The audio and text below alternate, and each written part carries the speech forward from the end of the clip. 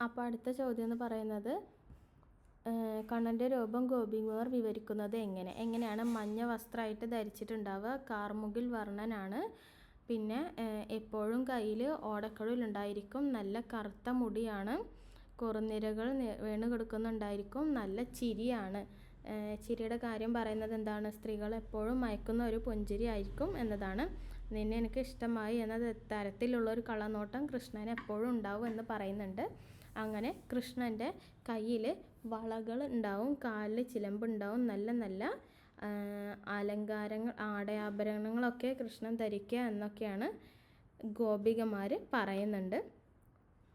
അപ്പോൾ അത് നന്നായി പഠിക്കുക. ഈ അടുത്ത ചോദ്യം എന്ന് പറയുന്നത് മനസ്സിനിയുടെ ദിവ്യമായ അഴകിന് കവി വർണ്ണിച്ചിരിക്കുന്നത് എങ്ങനെ?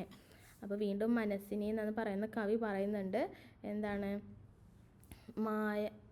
മായയുടെ മൂടുവെള്ളം തളിച്ചിട്ടുള്ള ഒരു സത്യമായിട്ടാണ് കവിയുടെ മുന്നിൽ ആ ഒരു മനസ്സിനെ നിൽക്കുന്നത്. അപ്പോൾ അത്രയും സുന്ദരിയായിട്ടുള്ള ഈറനണിഞ്ഞ് നിൽക്കുന്ന ആ ഒരു മനസ്സിനിയെ കവി എപ്രകാരമാണ് നമ്മുടെ ദേവൻ്റെ പ്രസാദമായിട്ടുള്ള ആ ഒരു കുറി അണിഞ്ഞിട്ടുണ്ട്.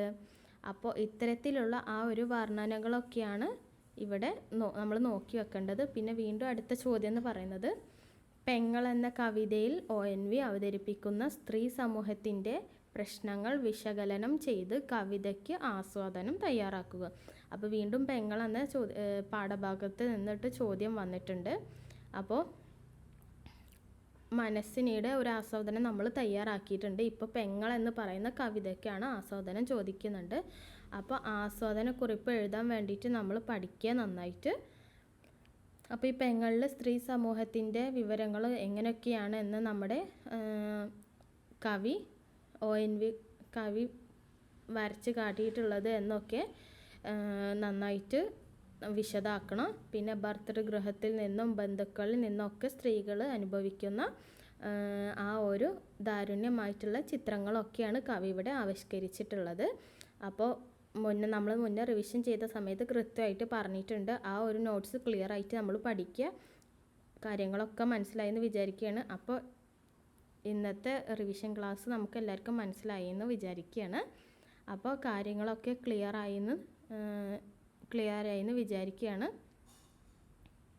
അപ്പോൾ